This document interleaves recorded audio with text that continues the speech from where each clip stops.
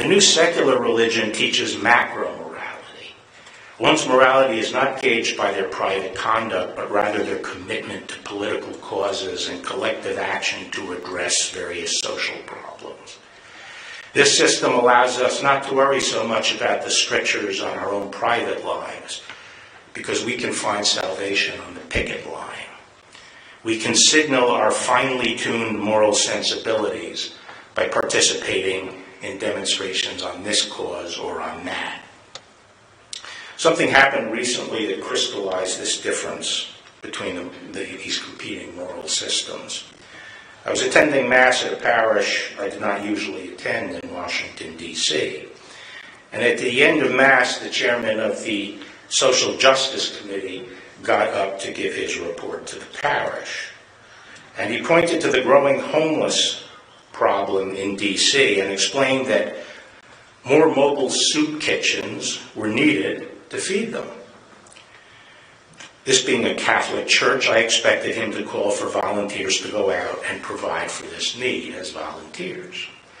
But instead, he recounted all the visits that the committee members had made to the D.C. government to lobby for higher taxes and more spending to fund mobile soup kitchens.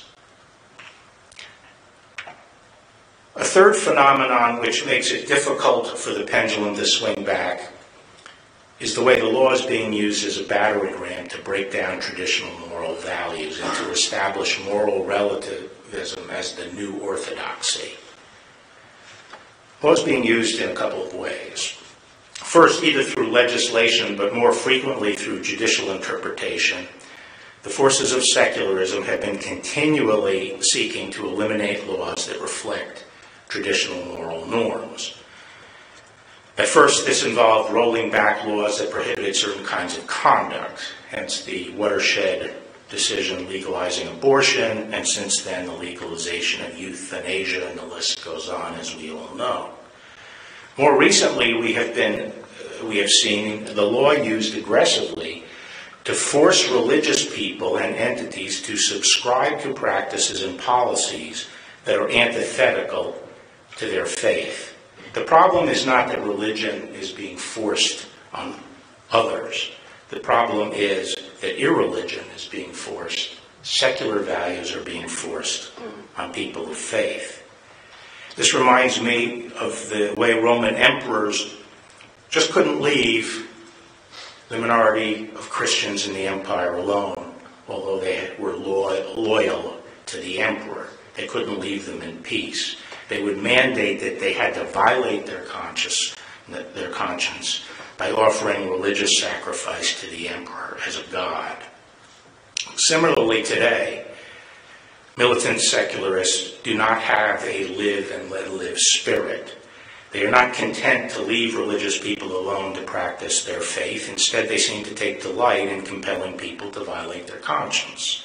For example, the last administration sought to force religious employers, including Catholic religious orders, to violate their sincerely held religious views by funding contraceptive and abortifacient coverage in their health plans.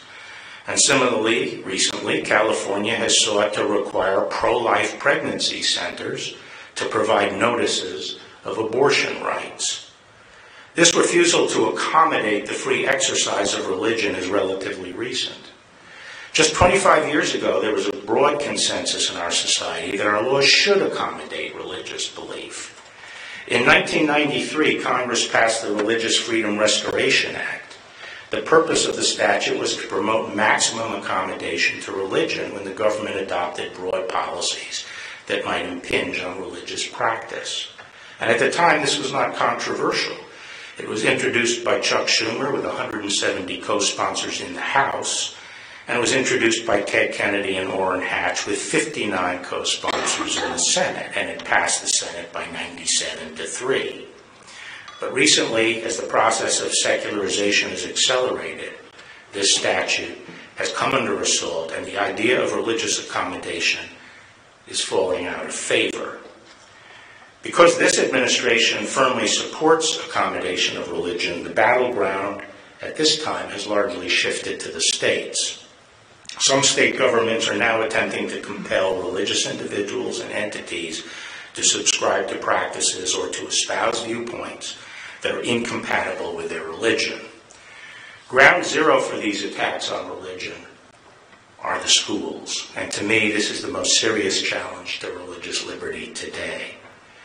For anyone who has a religious faith, by far the most important part of exercising that faith is teaching that religion to your children, the passing on of the faith. There is no greater gift we can give our children and no greater expression of love. And for the government to interfere in that process is a monstrous invasion of religious liberty. This whole stretch of Barr's speech is his pitch, his electioneering pitch for Donald Trump for the 2020 election. Make no mistake. He is telling conservative evangelicals and Roman Catholics, we will represent you, we will support you, we are your friend, we are the enemy of anyone who disagrees with you, and we will use the full law of the Justice Department, the full weight of the law of the presidency, the full weight of the law of our domination of the Senate, whatever it might be, or local state houses, to help you maintain your, quote, values in your home. And he talks about it as religious liberty. Roll the clock back to Barr's objection to, quote, secularists. In other words, anybody who believes that the rule of law has to be above our individual whims or superstitions, imposing their view on religious people. This was exactly the argument of the segregationists in the South. This was exactly the argument of the slaveholders in the South. It was the imposition of northern secular values on the God-fearing slaveholding South, northern secular values of integration.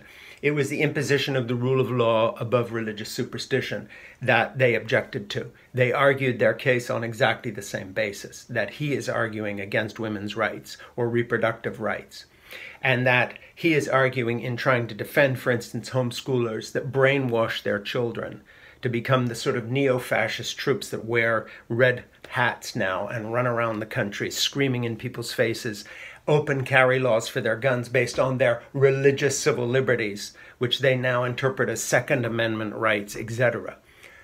Listen, William Barr, we've heard all this before. What you are really talking about is allowing religion to dictate social policy through the force of law. You are standing there as the Attorney General of the United States that's supposed to represent all of us and defend the rule of law, holding out for religious exceptions. So if there are a group of fundamentalist pastors in Salem today who still believe that witches should be burnt, would we allow them to do so because it is their, quote, sincerely held belief? No, and you know that's an absurd example. But it's not so absurd, because what you were talking about means that gay people have to go back in the closet if they live in a religious community where the sincerely held beliefs of religious people is that you should beat gay people up in gay bars and kill them, or maybe tie them to a fence and crucify them. What you were talking about means that we are giving room to the kind of bigotry that believes that God created separate races and we should all be kept separate, as the entire basis of evangelical, reformed, Calvinist belief provided in South Africa for generations for the murder, enslavement, and oppression of the South African people. The dictates of religion in Israel today mean that fundamentalist Israelis who believe in their version of Jewish religion trumping international law are stealing sections of the West Bank and taking them away from Palestinians because it is their sincerely held belief as Jews that God gave them this land. And so the entire international order is in jeopardy.